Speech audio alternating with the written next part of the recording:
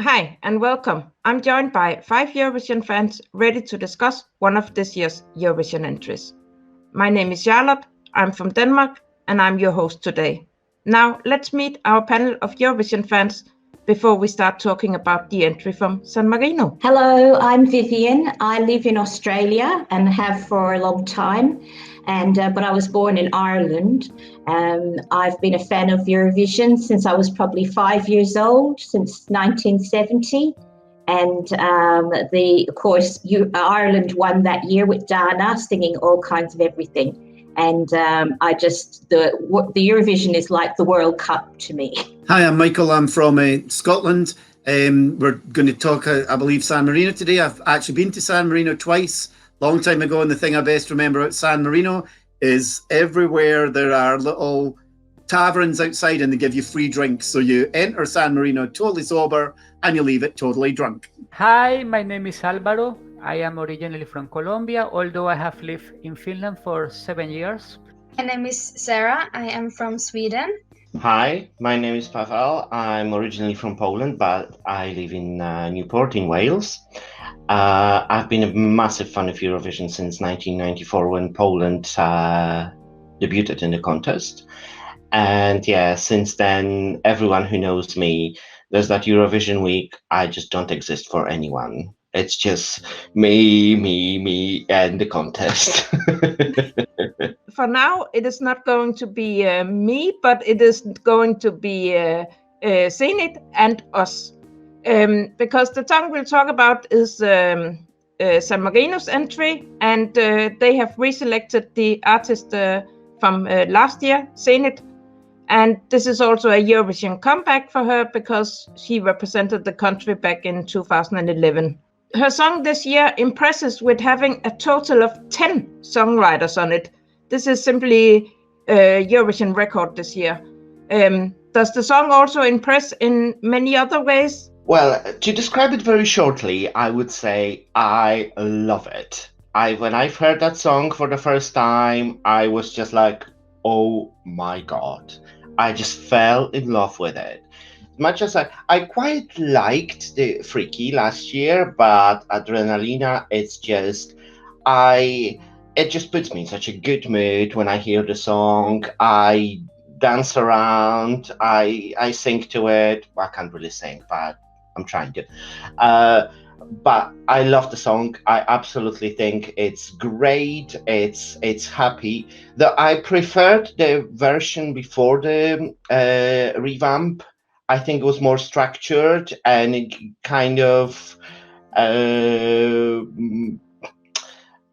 little bit better for me in a way. But okay, they've changed it, but I still love it. Absolutely, it's my top 3 this year.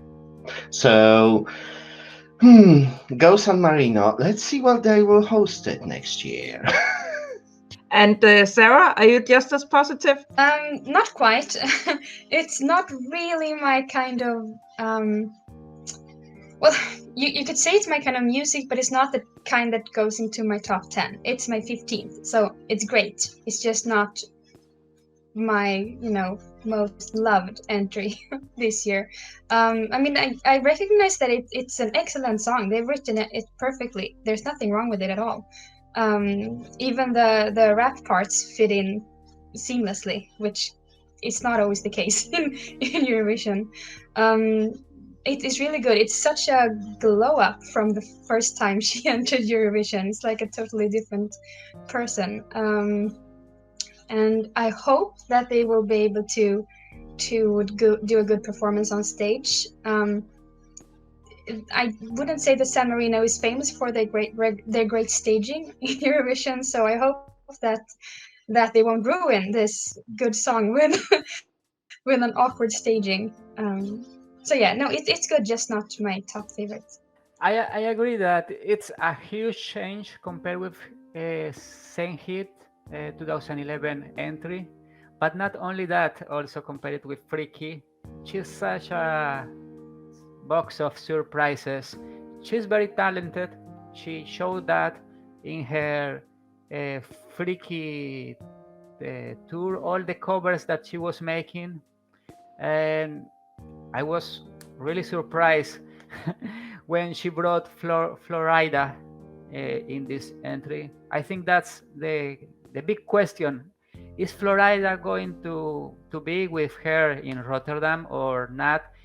Anyway, I think the song, even without Flo Rida, is great, and it deserves the best result for San Marino.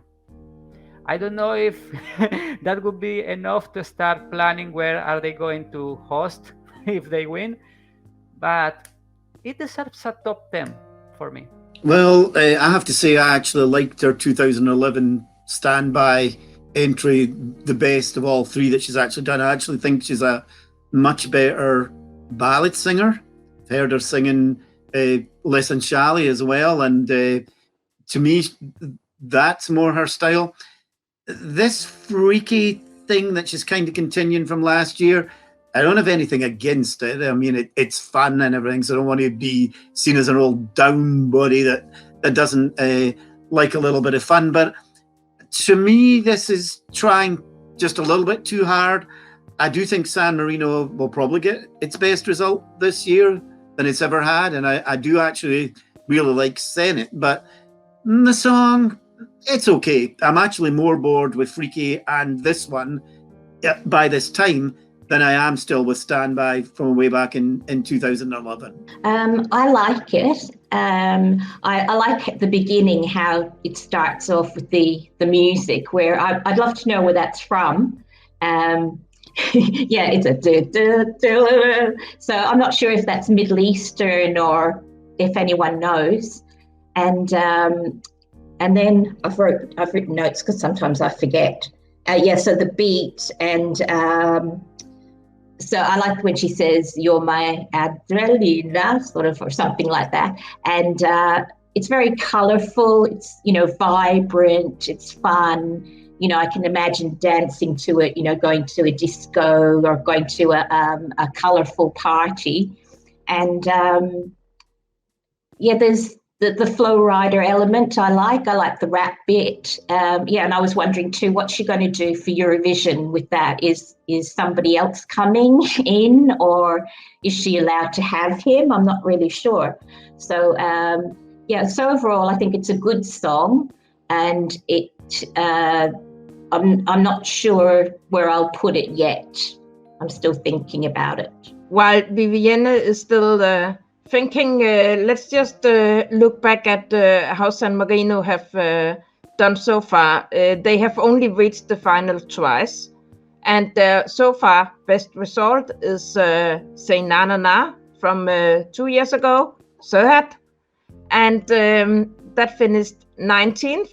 And we have already heard several of you say that that result is going to be beaten this year. Are we sure to see San Marino in the final this year? Yes, I have actually put it in my top 10. I put it at 10th to get into the semi-final because I think we need it there. It's so colourful, and that music is fantastic. So I want to see it in the final. In the UK, obviously, Flo Rida's, I don't know how it's not that popular, but it's definitely known in Britain. I don't know about the rest of Europe, but if the newspapers are going to start writing about Eurovision, they'll totally ignore all the other countries, but they will indeed mention Flo Rida. So I'm actually quite surprised that they've put it on first. And so because it's on first, that's what makes me think he's not actually going to be here, because he's on first, then he's been, and then it's over, and then the UK will lose interest in watching. But even with on first, and even without Flo Rida, this one's going to qualify. It should be fine, and I think the fact that they put it on first means that the producers also think it's going to qualify. Good opening song, so it's definitely going to be there. Yeah, I see it qualifying whether it is with Flo Rida or not, and I'm having my fingers crossed that the team San Marino gives enough creative space to Senhit to do whatever she wants to do on stage. Like I said before, this song definitely deserves to be in the final, but I am afraid that they will actually mess it up because of staging. so it should be in the final, but I'm not 100% sure. I think it really comes down to the staging and the impact that the song has on the public that night. There's no doubt in my mind that we will see San Marino in the final. And it's just whatever they do, if Flo Rida will appear like virtually somehow on screen, on stage, if he won't be there in person. But whatever they do, I think San Marino realizes that they've got a very good shot at a very good placing this year. So yes, definitely Adrenalina will qualify. Yeah. To me, I'm not actually sure it's going to qualify. This is borderline to qualify for me. It wouldn't have qualified from the first semi-final, I think.